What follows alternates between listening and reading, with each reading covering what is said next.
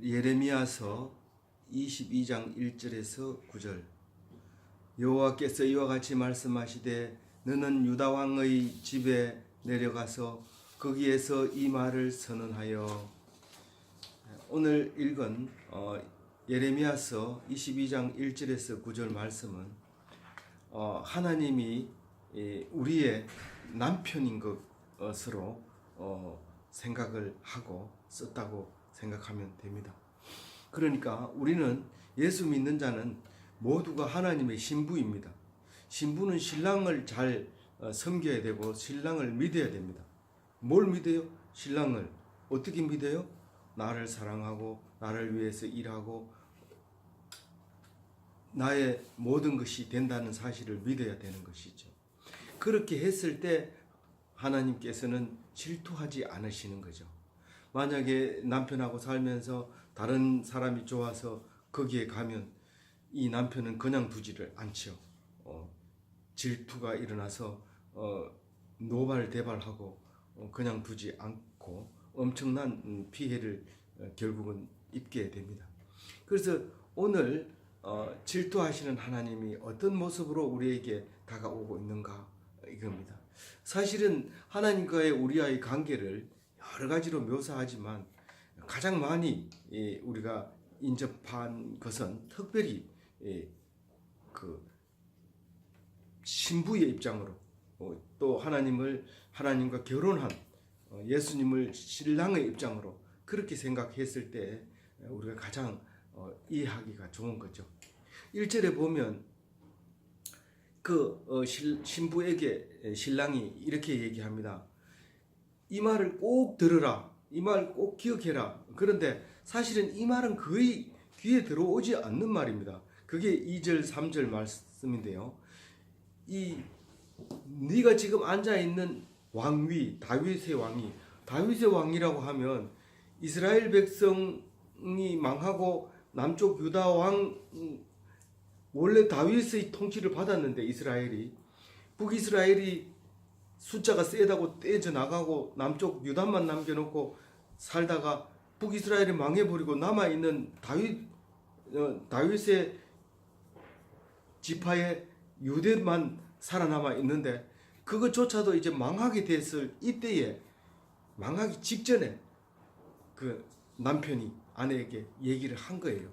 그 망하기 전에 한 얘기를 지금 여기다 기록하고 있는 거예요. 이 말은 망하고 난 뒤에 그 말이 생각난 거예요. 그래서 적어 놓은 거예요. 그러면 그 뒤에 이 글을 읽는 사람은 망하기 전에 이 글을 읽고 망하지 말아야 되죠. 그러라고 쓴 거죠. 근데 이것은 유대인들이 참 잘못했구나. 참 우리가 그때 있었으면 잘할 텐데. 아니 지금 똑같은 상황이니까 똑같이 이 소리를 그렇게 들으라고 얘기하는 거예요. 나는 듣는데 저 사람이 안 듣는구나. 그렇게 생각하게 돼요. 우리가 이 성경을 읽으면. 내가 뭐 어땠어요? 나는 다 잘해요. 이렇게 얘기하기가 쉽다는 거죠. 그래서 3절에 뭐라고 얘기했었느냐 하면 하나님이 백성에게 했는데 백성 중에서 망하기 직전에 마지막 왕에게 한 말을 하는 거예요. 네가 다윗의 왕위를 이어받아 가지고 지금 자리에 앉아 있지만 그 위에 앉아 있는 시드기야 왕 너에게 내가 말한다. 그리고 3절에 빨간 글씨로 이제 말씀하고 계셔요. 너희가 정의와 공의를 행하여 탈취당한 자를 압박하는 자의 손에서 건지고 이방인과 고아와 과부를 압제하거나 학대하지 말며 이곳에서 무죄한 피를 흘리지 말라. 그리고 4절 5절에 얘기하지만 우선 이 말은 무슨 말일까요? 이 정의와 공의를 행하라 하는 거예요. 정의는 원래 원어에 제다카라고 하고 공의는 미시파트라고 하는데 우리는 우리말로 번역하기가 굉장히 어려운데 지금 이렇게 정확하게 번역된 것은 이 구절이 가장 정확하게 번역됐어요. 이 3절 구절이. 다른 성경에는 이게 막 헷갈려요. 더더구나 최근에 나온 거는 더 헷갈리게 정의를 공의로 하기도 하고 공의를 정의로 하기도 하고 이렇게 기록이 되어 있는 잘못된 부분들이 있는데 여기서는 정확하게 기록했어요. 이 째다카라고 하는 것은 누가 봐도 옳다고 생각하는 거. 그 우리가 사람이 사람에게 정의를 행하고 할 수 있는 거죠. 물론 하나님 우리에게 정의를 행할 수도 있는 당연히 행한 건데 특별히 이 미시파트라고 하는 공의는 옳다 아니다 하고 판결을 내리는 거예요. 우리가 볼 때는 그게 옳지 않은 건데 판결을 내릴 때는 다른 거예요. 그러니까 정의로는 옳다고 생각했는데 공의로는 옳지 않다고 판결이 날 수도 있어요. 근데 그 판결은 우리가 번복하거나 대들거나 거부할 수 있는 정의가 아니에요. 이거는 진리의 정의가 공의인 거예요. 그러니까 하나님의 성품이라고 표현하기도 해요. 그래서 하나님이 이 결정한 것을 공의라고 하는데 하나님을 안 보는 하나님을 모르는 사람들한테는 그럼 공의라는 단어가 없습니까? 대법원 판사가 결정 내리는 건 공의입니다. 그건 누구도 번복할 수가 없어요. 이제는 대법원 판사의 판결까지도 번복하려고 지금 막 특별 법을 만들기도 하고 그렇게 하지만 사실은 그 원래 원칙은 대법원 판사가 판정을 내리면 더 이상 번복할 수 없는 겁니다. 그게 이제 정의와 공의를 지켜서 행하라는 거죠. 이게 하나님의 명령입니다. 이거는 이게 명령이고 언약이고 약속이고 이 성경 66권이죠. 정의와 공의를 실천하라가. 근데 거기에 대한 내용을 모르니까 이제 그렇게 힘들어지는 거죠. 그 정의와 공의에 의하면 고통받는 자를 구해 주는 거예요. 이 세 번역에는 고통받는 자를 구해 주어라 이렇게 번역을 했는데 고통당한 자를 구체적으로 성경은 자세히 적어놨어요. 대충 얘기하는 거 아니에요. 그냥 뭐 억울한 자 없게 해라 이렇게 얘기하는 것이 아니라 탈취당한 자를 압박하는 자의 손에서 건져내는 것이 정의와 공의라는 거예요. 그리고 괴롭히거나 압제하지 말아라. 누구를 그렇게 괴롭히는데요? 나는 그런 적이 없는데요.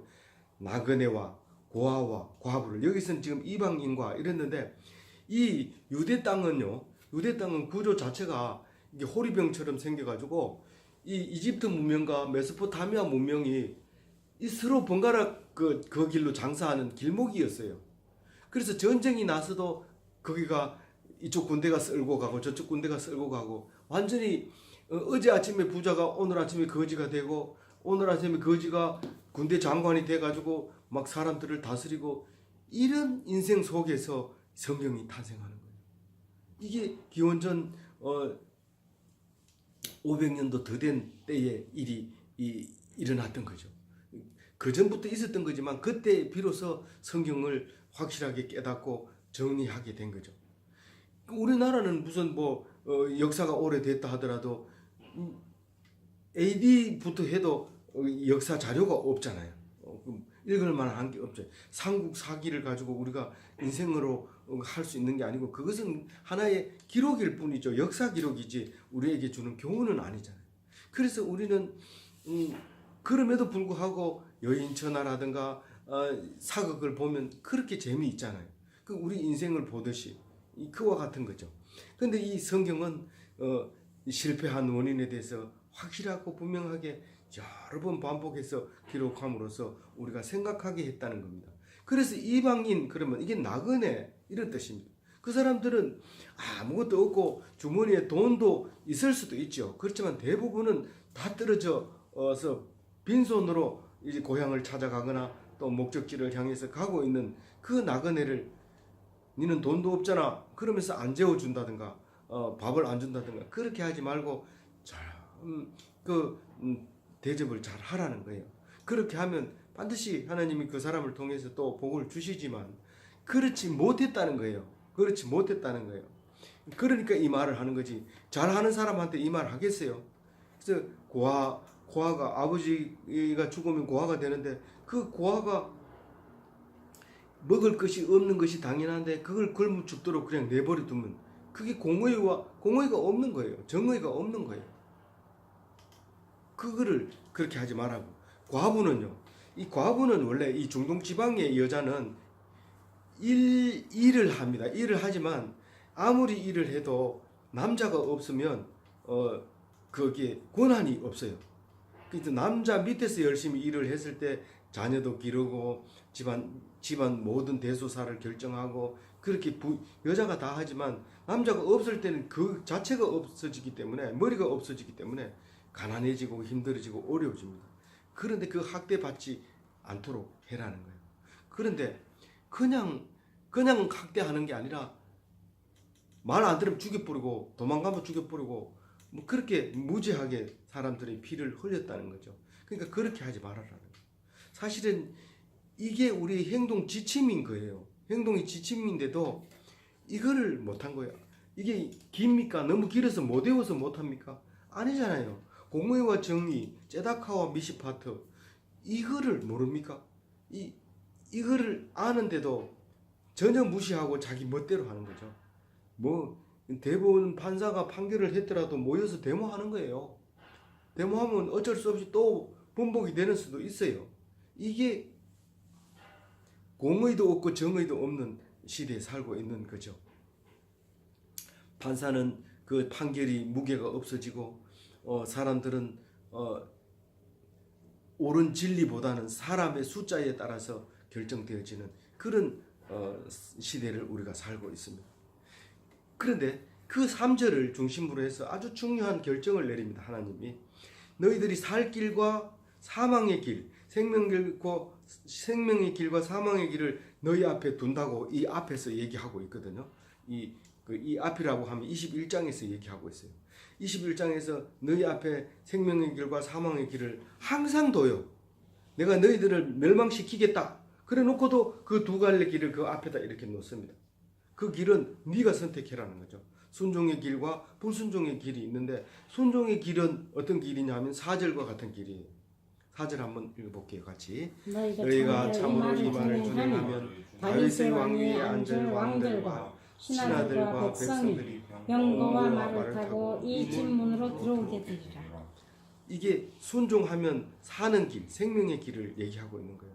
이 똑같은 얘기지만 이렇게 말할 때도 있고 순종이라는 단어를 쓸 때도 있고 또 여기서 문으로 들어오게 되리라 이 말을 생명의 길이다라고 얘기를 하기도 하고 그래서 여러 가지 말로 표현을 해주는데 예수님이 오셔서 똑같은 말을 하는 거예요. 믿으면 살고 안 믿으면 죽는다. 계속해서 생명의 길과 사망의 길을 얘기하는데 생명의 길을 모르니까 못 가는 거예요. 결국은 죽는 거예요. 그래서 그 길은 맨날 들어도 안 되지만 맨날 들으면 다른 일을 못 하니까 그냥 일하고 주일날만 와서 들으라. 근데 그것도 듣기 힘들어요. 늦잠 자야 되고 할 일도 해야 되고 그래요. 그래서 말씀을 철저히 준행하는 자의 길. 철저히라는 말이 어디 있어요? 준행하며 참으로 이 말을 준행하면 이 말은 말씀을 철저히 준행하는 자는 생명의 길로 간다. 왕과 신하와 백성이 왕만 있어도 안 되고 신하만 있어도 안 되고 백성만 있어도 안 되고 이 세 가지가 다 있어야 돼요. 세 가지가 다 있어서 왕이 백성에게 말하고 싶으면 신하한테 전달하고 백성이 왕한테 말하고 싶으면 신하한테 얘기하고 그렇게 해서 이렇게 이루어가는 나라가 돼야 되고 그리고 뭐요? 권력이 있어야 돼요. 그래서 병거를 타고 말을 타고 성 안으로 왕래를 하는 거예요. 그게 권리가 있다는 뜻이에요. 그러니까 순종하면 어떻게 된다고요? 이렇게 된다는 거예요. 이 말을 준행하면 그렇게 된다. 이 말이 뭔지 잊어버렸죠. 벌써 밑에 절에 내려오면서 벌써 말을 잊어버린 거예요. 하라는 말 자체를 잊어버리는 거예요. 뭐죠? 공의와 진리 잊어버리면 안 됩니다. 이 성경 66권 자체가 이 얘기를 하고 있는데 사실은 놓쳐버리는 거죠. 예수님이 오셔서 공의를 행하려면 너희들은 공의를 행할 수 없다. 나를 믿으면 공의고 나를 믿으면 정의다 라고 얘기를 하고 있는 거죠. 그 다음 5절은 반대로 불순종하면 죽게 되는 길을 얘기하고 있는데 읽어봅니다. 같이. 그러나 너희가 이 말을 듣지 아니하면 내가 나를 두고 맹세하노니 이 집이 황폐하리라. 여호와의 여호와의 말씀이니라. 말씀을 귀담아 듣지 않는 자의 길인데 듣지도 않고 거역하고 비웃고 오해하고 뒤에 가보면은 교회 안식일 안 지키면 너 죽인다 이러면 자기를 조롱한다고 비웃는다고 욕한다고 그래 생각하고 네 이리 와봐. 내가 내 모르는 말을 네가 하고 있는 거야. 그러면서 아주 화를 내면서 혼내주는 그런 일을 잘못된 일을 한다는 거예요.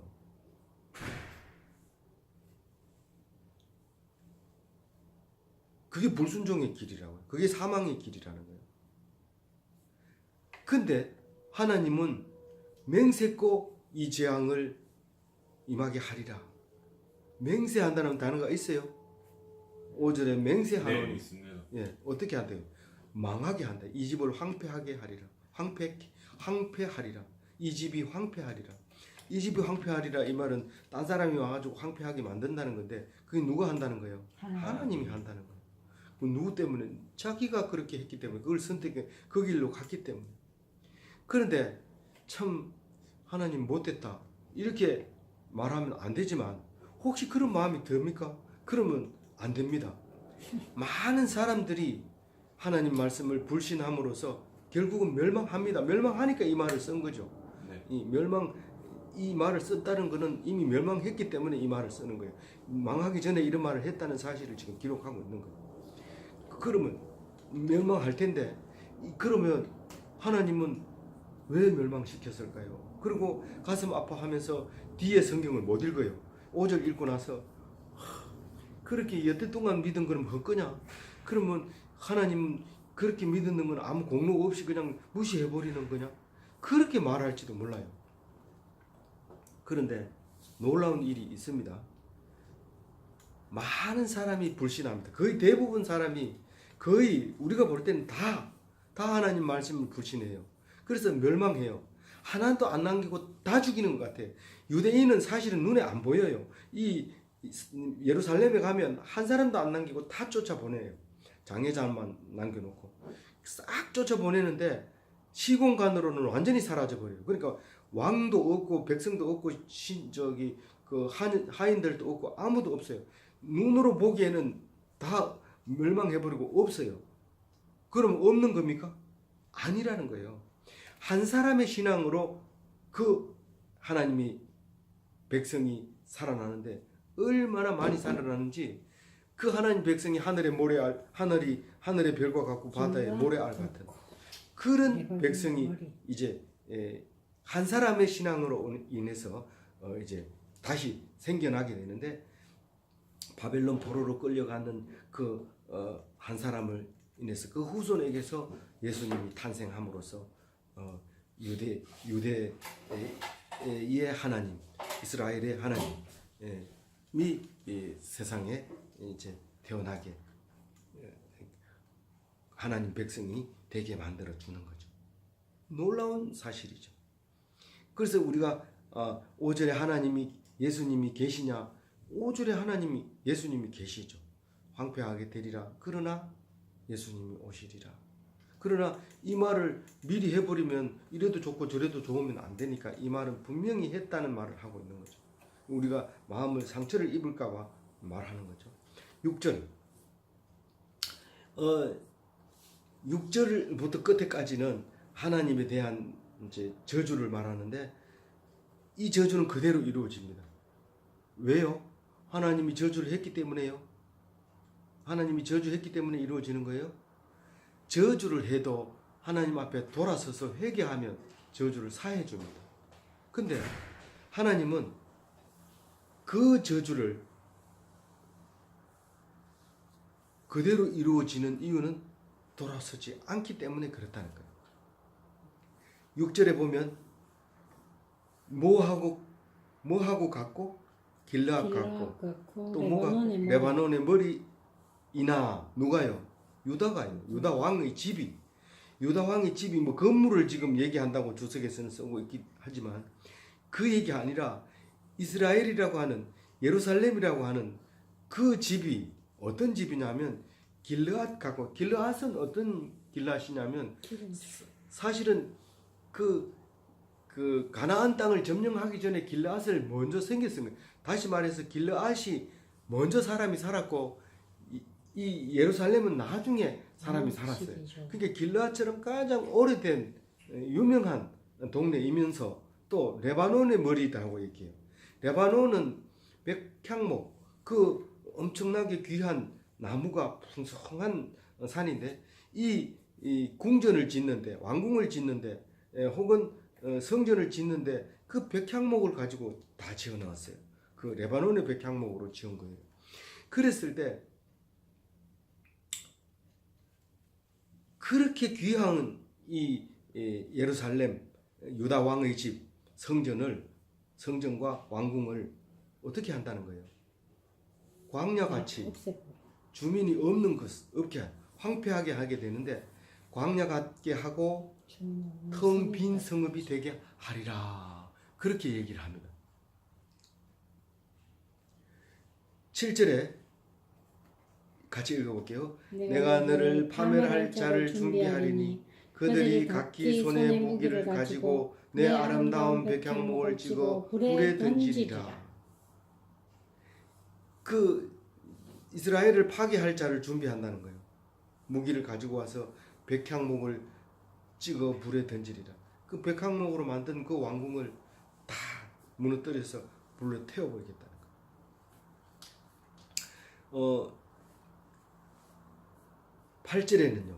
여러 민족들이 이 성읍을 지나가며 서로 말하기를 여호와가 이 성읍에 이같이 행하면 어찌 됨인고 하겠고. 그 길목이 있는 예루살렘이니까 여기서 가로 세로가 별로 멀지 않아요.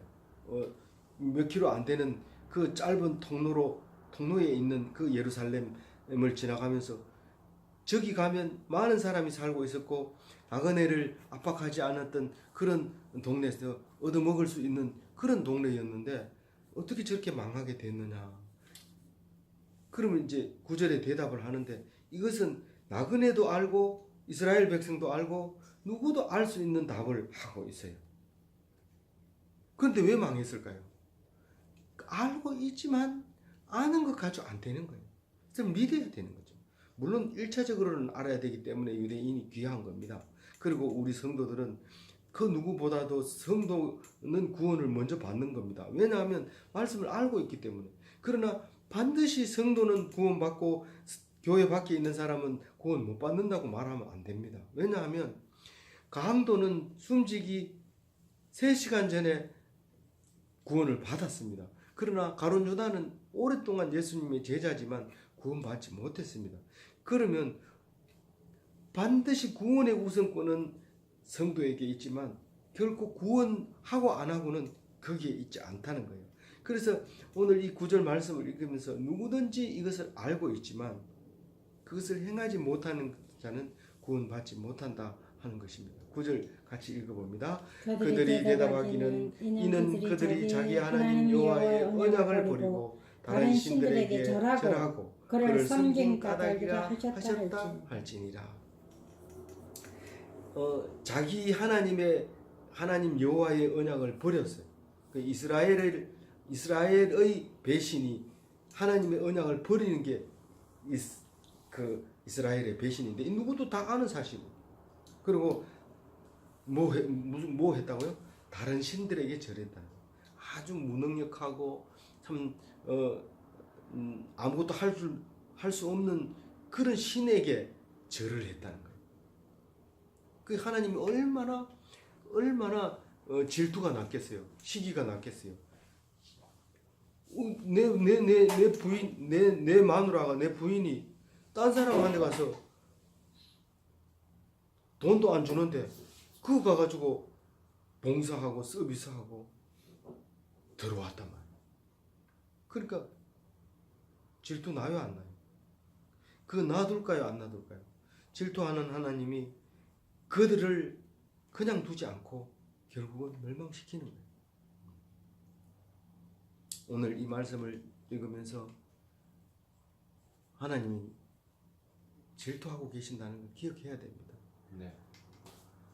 보통 아내들은 남편이 질투하는 줄 모르고 남편 손을 잡고 가면서 다른 남자를 보니까 멋있다 이러면서 그 남자한테 이렇게 눈짓하고 이렇게 하면 말도 안 되죠. 그렇게 안 되지. 지금 말도 안 되는 일이 지금 벌어지고 있다. 망하고 있다.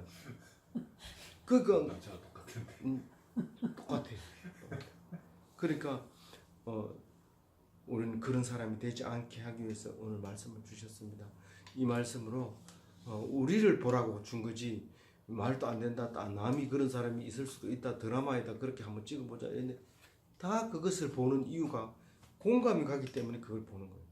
그래서 우리는 진짜 하나님만 의지하는 참 남편만 의지하는 그런 복된 기독교인으로 사시기를 주님의 이름으로 축원드립니다. 아멘.